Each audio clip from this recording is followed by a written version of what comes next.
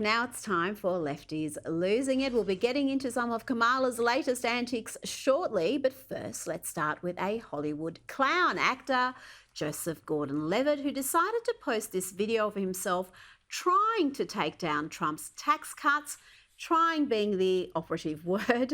Like most Hollywood types, he has no idea what he's talking about. So Donald Trump wants to give me $70,000 in tax cuts per year. And by the way, he doesn't want to give that to everybody. But I just read, that's the average tax break for the top 1% if Donald Trump is elected president. $70,000. And you might say, well, he's going to give tax breaks to everybody, but not really, because of all the tax cuts, of all that money, nearly half of it is going to go to just the top 5% of people. Oh, wow, you got him there. Half of the tax cuts will go to just the top 5% of income earners. Could that be, Joseph, because they pay most of the tax collected? You do realise that's how the system works, and you're not getting a gift from Donald Trump. You just get to keep more of the money you've earned. And if you haven't earned it in the first place, you can't get it back in a tax cut. This isn't hard. Let's make it even easier for you, because I know lefties get nervous around facts and figures. The top 5% of taxpayers pay 65.6% of all income tax collected, according to the IRS. So it looks like they're being shortchanged with that tax cut. But Joseph, this is the actor who bleated endlessly about the ordeal of playing a cop given his support of BLM, and he called Trump a despot in 2020. We shouldn't be too surprised that old Joe has more advice to impart to the American people. Get ready to lose some brain cells. If you want to talk about who's going to really help most Americans, it's Kamala. Trump's going to help the same people he always tries to help, the wealthy. Himself. He was born a wealthy guy. And look, I completely respect needing to vote for the candidate that's going to make it easier for your family. But Donald Trump isn't that candidate. Donald Trump's trying to give me $70,000. So, Mr. Trump, thank you, but no thanks. Oh, just an economically illiterate idiot, and a hypocrite too, because he will take that cut, he will pocket it, and you're free to donate it, Joseph, to whoever you want, even the government. Now, we've brought you plenty of clips of indoctrination in schools, but here we'll see an adult indoctrinate what appears to be a very young child, possibly the woman's own child, with radical gender theory by suggesting the names on a board game are non-binary with they-them pronouns. No wonder the kids are confused these days. So this person might not feel like a girl or a boy. So their pronouns would be them and they, right? And so when we're talking about them, we could say they really like mac and cheese. Do it have hat on? Yes, they do have a hat. But what if the hat identifies as a pumpkin? These ideologues can't even enjoy a board game with their kids without using it as an opportunity to push their mad Marxist ideology. Now to one of the Democrats' big social media hacks, who appears obsessed with telling us how happy she is to be child-free. It's a tad strange. I'm 42, child-free, it's Sunday fun day, no babysitter needed. Let's go. Okay, I assure you the right does not hate this. They probably would prefer lefties losing it to stop procreating. But why the need to keep ranting about this? I'm 42, I'm child-free, it's the weekend, I'm in Atlantic City, party time. She does know that you can be 42 and still go out, even if you're a mum and the kids don't stay toddlers forever. But at least while this Democrat fangirl Angela is doing her child-free shtick, she's not dancing.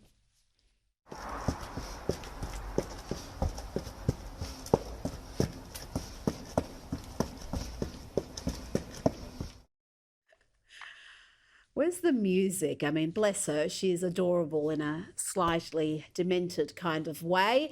Now to the demented kind of way without the adorableness. Let's check in with the ladies of The View. And here one of them tries to make a sane, obvious point that you shouldn't be mean or disown friends or family whose politics differ from yours.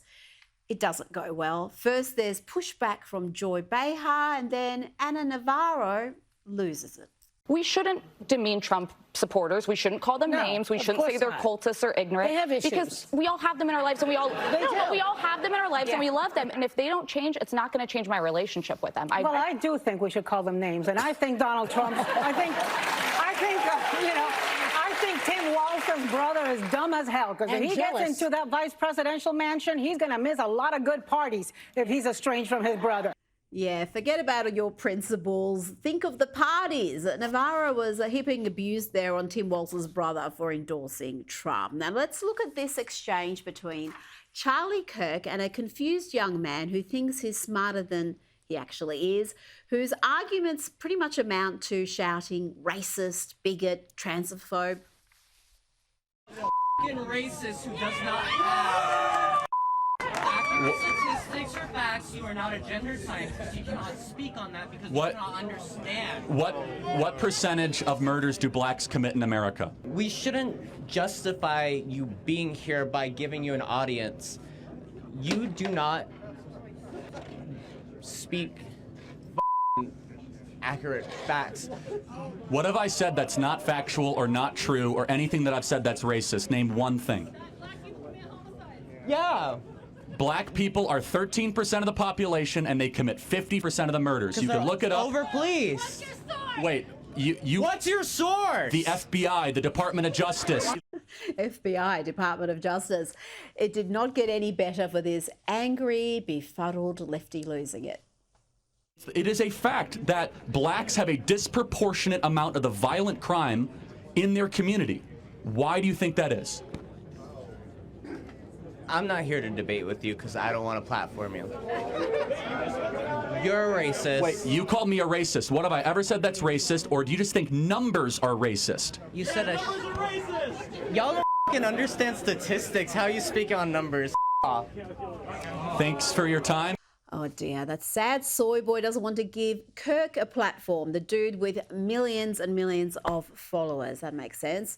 Now, MSNBC wish they had as many viewers as Turning Point USA. We have more people watching this segment online than the most watched MSNBC shows. I'm not kidding. And this may be why. They've veered so far left that they are advocating for Elon Musk to be punished for not being a government mouthpiece. And he has a right to express his opinion. However, that right is not unlimited, and he is under some special limitations that wouldn't apply to normal people because his companies, specifically Starlink and SpaceX, are government contractors. And as such, he has obligations to the government that would, for any normal person, and should for him, require him to moderate his speech in the interest of national security. So what you have is somebody who runs really strategic defense and aerospace projects for the federal government who's actively undermining the government, which is paying him. And somewhere in there is a legal case that needs to be prosecuted. Moderate his speech in the interest of national security. Somewhere in there is a case that needs to be prosecuted. What do you mean? They want to create new laws to have a sham trial like they did with Trump? And how exactly is Elon Musk doing anything that could compromise national security by allowing inconvenient facts to be shared on X, allowing free debate? Is it a threat to the national security now? No wonder no one is watching MSNBC, but what they lack in audience numbers, they make up for in pure hypocrisy. Here they claim that mispronouncing Kamala's name, the latest preferred pronunciation of her name, amounts to racism and sexism.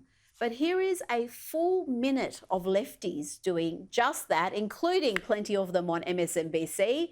See if you can count how many times Kamala's name is mispronounced in this next clip. The hate campaign against Kamala Harris has begun. You will notice They purposefully pronounce her name wrong. Kamala Harris. Kamala Harris. Kamala Harris. Kamala Harris. Kamala Harris. Kamala Harris. Kamala Harris. Kamala Harris. People like Kamala Harris. But as Kamala said, Kamala Harris. Kamala and I. Kamala Harris. Kamala Harris. Kamala Harris. Kamala Harris. Kamala Harris. Kamala Harris. Kamala Harris. Kamala Harris. Kamala Harris. Kamala Harris. Kamala Harris is Kamala. Kamala Harris. Kamala Harris. Kamala Harris. Kamala Harris. Kamala Harris. Kamala Harris. Kamala Harris was a very good prosecutor. Kamala Harris. Kamala Harris. Kamala Harris. Kamala Harris. Kamala Harris. Kamala Harris. I know her. Kamala was first. Biden and Kamala. Kamala Harris. Kamala Harris. Kamala Harris. Kamala Harris. Kamala Harris. Kamala Harris. Kamala Harris. And to the Kamala point, they purposefully pronounce her name wrong. They say Kamala. They do it all the time. It is on purpose. Kamala Harris. Kamala Harris. Kamala Harris. Kamala Harris. Kamala Harris. Kamala Harris. Kamala Harris was talking about this. Kamala Harris. Kamala Harris. Kamala Harris. I counted 61 there. So many racist, sexist lefties. Now to the worst thing to happen to the American education system. Take it away, Randy. If we win, that means we strengthen democracy. That means we strengthen our freedoms. That means the middle class can be ascended. That means we strengthen education. We strengthen the economy. We strengthen our rights. That was president of the American Federation of Teachers. Now to a woman in a burqa whining about Vietnam vets being proud of their service. This is so crazy that I'm wondering whether it's satire.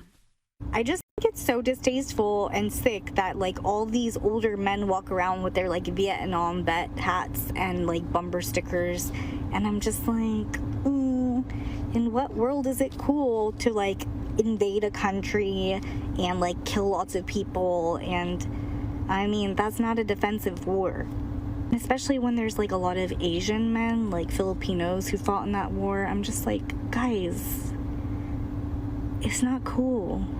It makes me actually feel sick to my stomach.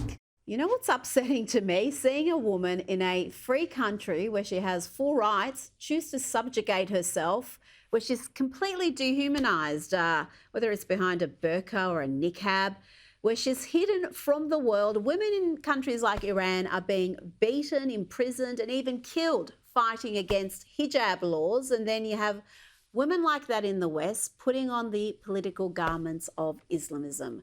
By the way, burqas are banned in more than a dozen countries, including France, and with good reason. Okay, I made you wait long enough. Let's get some Kamala goodness. Here she is in the little setup that her campaign has organised. She's in a spice shop comforting a weeping woman. Pretty sure you know. Oh, it's gonna be good. We're gonna be good. We're gonna be fine. We're gonna be fine. We are all in this together. Yes, we are. We're gonna be fine. We are. Yes, we are. Yes, we are. Huh? Yes. Did you get some spices? Oh, absolutely. Oh. Did you get some spices? Hysterical laughter. Perhaps the Gold Star families Kamala has ignored for 3 years after their loved ones were killed in the botched Afghanistan withdrawal should frequent spice shops. Maybe she'll acknowledge their existence then. And if you think this was just a spontaneous encounter, this little spice shop is called Penzi Spices, and it has a hate page on their website called About Republicans, which has a 842-word rant against the GOP, saying things like, "We've done pretending the Republican Party's embrace of cruelty, racism, COVID lies, climate change denial, and threats to democracy are anything other than the risks they legitimately are. If you need us to pretend you are not creating the hurt you are creating in order for you to continue to be our customer, I'm sad to say you might be happier elsewhere." Yeah, I think you're right there. Feel the love and unity, folks. That's the love and unity the Democrats preach about. Now, Kamala's always had a taste for the consequential issues. Here's a clip of her opining about the colour of Starbucks coffee cups, their lids. So you know how those lids are, because this is, well, I'm just going to speak, okay? So this is it. So you know how those lids on those Starbucks cups, they're white, right? And so if you wear lipstick, They get all over the lid. And so then I find myself in meetings if I'm the only woman, and that's kind of, and so I keep taking the lid off and having my cup out so that I don't have that big lipstick mark on the lid. So I said, can we do something about the color of the lid?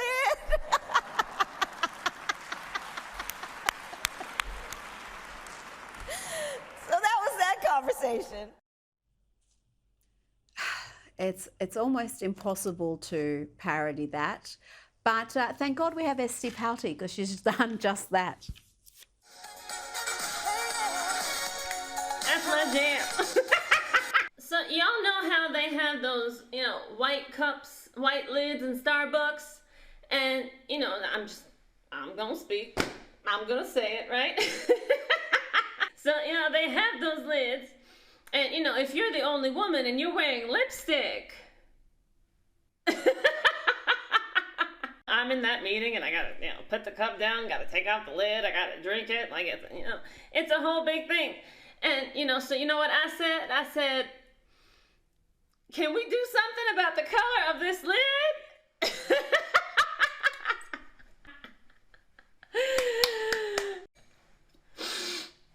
Can we do something?